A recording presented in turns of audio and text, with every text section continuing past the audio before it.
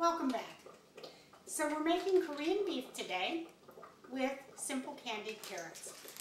So the beef is ready to cook, and I can hear that my stove is, or my oil is hot.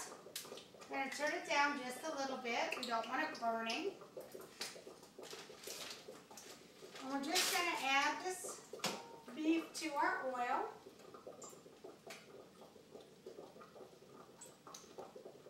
Just want to make sure that the pan is well coated. You don't want to have anything sticking because you have a lot of ingredients in here.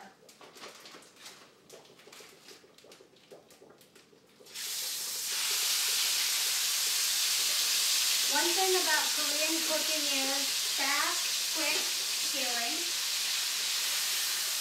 which we're going to accomplish here.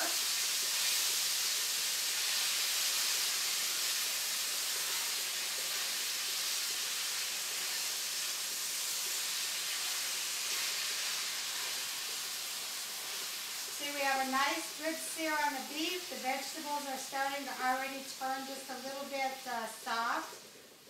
And now it's going to slow down.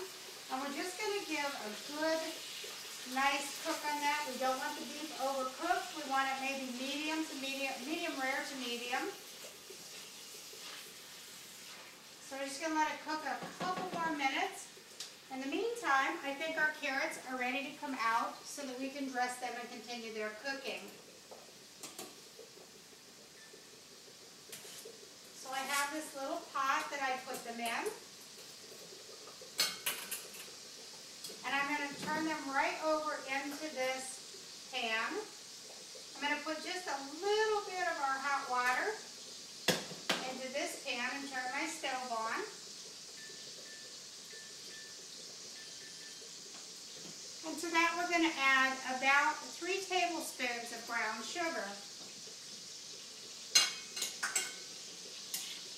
Now you can cook your carrots smaller, or you can leave them large. We kind of like to leave them a little bit bigger.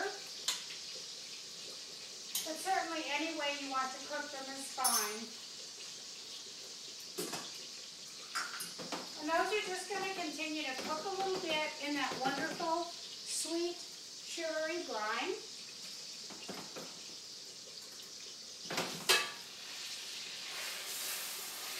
Our beef is just about done. We want just another minute or two.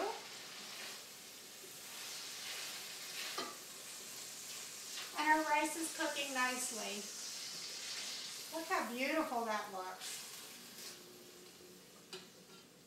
All those flavors, all those textures just melding together.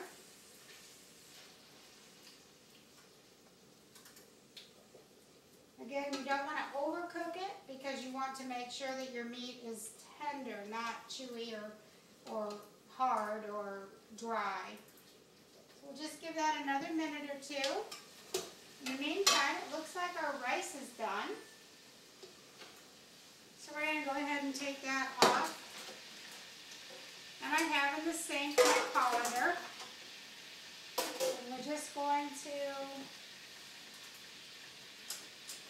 pull the rice bag out. What I generally do is I pick it up, I let it drain most of that hard starch out. That's something you really don't want to eat.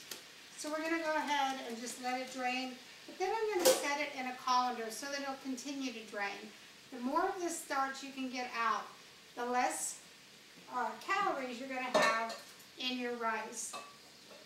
And that's important when you're trying to cook to be thin. I'm going to check my meat one more time. Still cooking nicely. All those aromas coming out. I wish, again, we could have a smell TV. It's beautiful. I'm going to turn this off, but I'm going to leave it in the pan and continue just cooking on its own heat for a little while it cools down.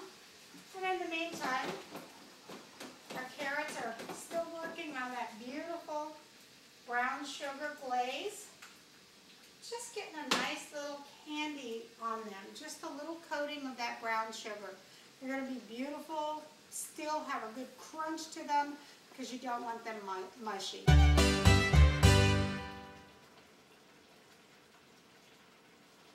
All right, that looks wonderful.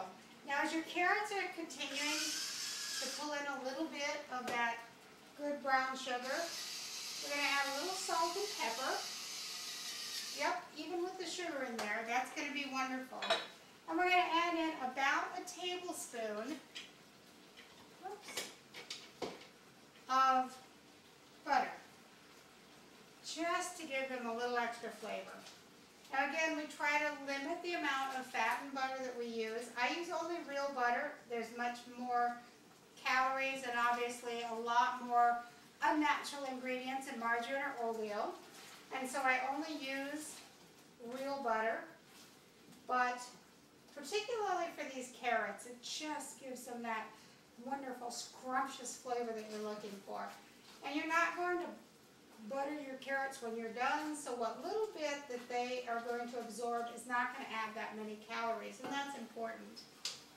Our meat is done. We're going to go ahead and let those carrots continue to cook while we open our rice and start plating. Now, I want you to notice that there's no more starch coming out of the rice.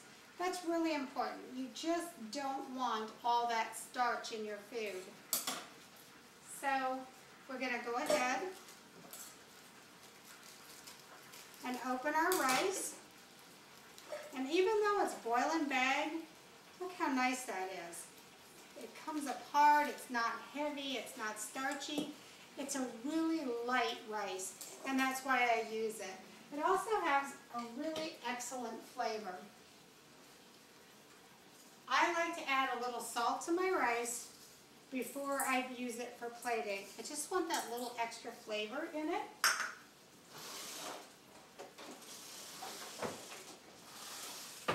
And I also want to know where my varying utensils are. So I'm just going to toss that around. See how that doesn't stick? There's just no starch in it. It's light, it's wonderful, it tastes good.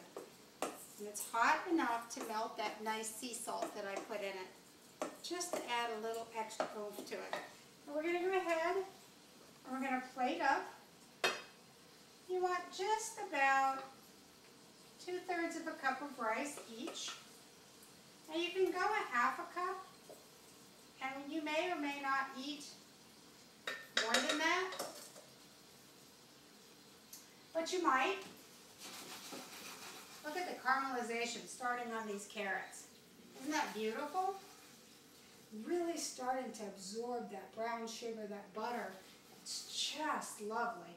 So we're just going to leave that on the heat a little longer. I'm going to turn the heat down a little bit, give it a few more seconds while I go ahead and plate the beef.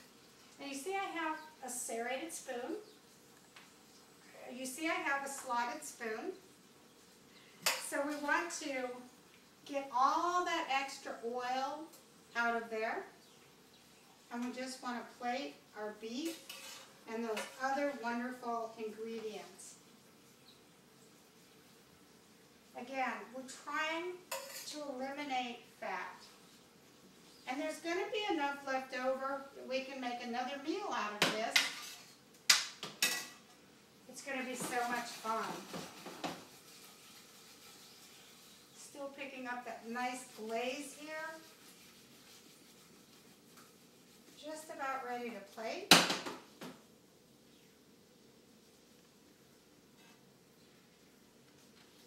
Look how beautiful these turned out.